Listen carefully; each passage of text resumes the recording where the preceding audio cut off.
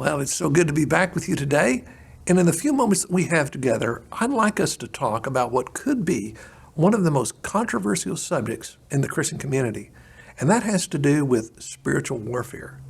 Chuck Swindoll once said that balance is the place that we find ourselves as we swing from one extreme to the other. And that's certainly true in the area of spiritual warfare. On one extreme, there are believers who say, well, spiritual warfare was true in the first century, but not in the 21st century. Or spiritual warfare is true in third world countries, but not in countries like America that's so sophisticated with high tech. The only problem is those are extremes, and neither one is true. Yes, spiritual warfare does take place, but spiritual warfare does not take place every place. And I think what we need to do in this area is to adopt the same attitude that Jesus had. Jesus never went out looking for spiritual warfare. However, when it occurred, he dealt with it in the authority that he had from his Father.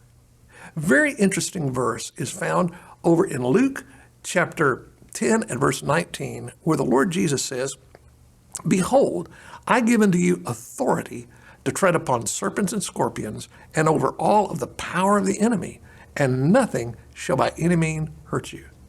Now I want you to listen to what Jesus didn't say. He didn't say, "Behold, I give unto you power." He said, "Behold, I give unto you authority." There's a big difference between authority and power. What's the difference? Well, let me explain it like this. I have a friend of mine who can stand in the middle of a busy intersection, hold up his hand, and every vehicle will come to a screeching halt. Not because of personal power, but rather because of delegated authority. He's a police officer, and his authority is backed by the power of the police department. Therefore, when the cars stop, it's not because they fear his power, but rather they fear the power that backs his authority. You know, the same thing is true about warfare. The enemy does not fear you or me at all. But what he does fear is the power that backs the authority of every child of God. Listen to what Paul said over in Ephesians chapter 6 and verse 10. "Finally, my brethren, be strong in the Lord and in the power of his might." Did you notice he didn't say, be strong in your own ability? He didn't even say, be strong in your knowledge of the Bible. He said, you be strong in the power of the Lord. Now that raises a very important question. What is this power that backs our authority? Well, I'm glad you asked that question today, because the answer is found over in Ephesians chapter 1 and verse 19. Again, listen to what Paul says. "And what is the exceeding greatness of his power to usward who believe, according to the working of his mighty power." In that one verse, Paul gives us 4 Greek words that describes the power of God that backs the authority given to the child of God. First of all, he says, what is the exceeding greatness of his power? The word there is the Greek word dunameos, and this word could be translated dynamite, which is a destructive power, but it could also be translated dynamo, which is a regenerative power. You see, the power of God operating in the life of the child of God has the power to pull down strongholds, cast down imaginations, and bring into captivity every thought to the obedience of Christ. But it also has the power to restore the wounded child of God that's been injured in spiritual warfare. Yes, he says this is the power of God operating through the believer, but he doesn't stop there. He says it's according to the working of his mighty power. The word working there is the Greek word energeon, and it refers to an energy that's constantly working.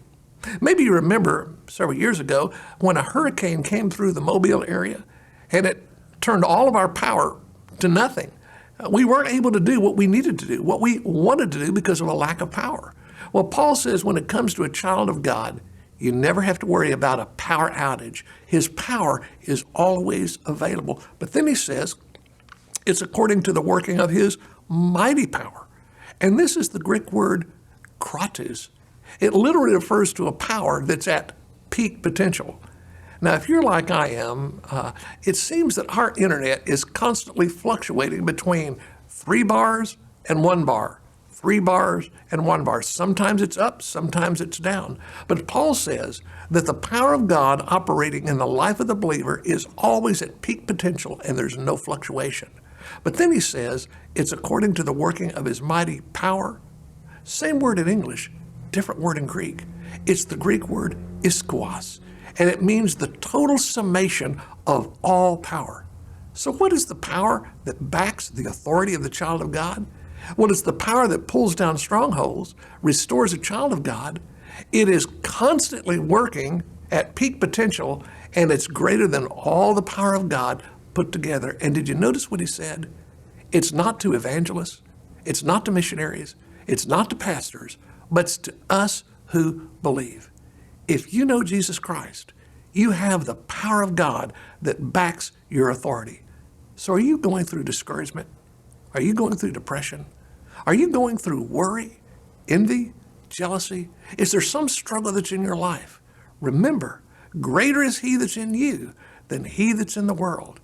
Exercise the authority of God backed by the power of God, and you can experience victory in spiritual warfare. Now, if this lesson has been an encouragement to you, I encourage you, share it with a friend.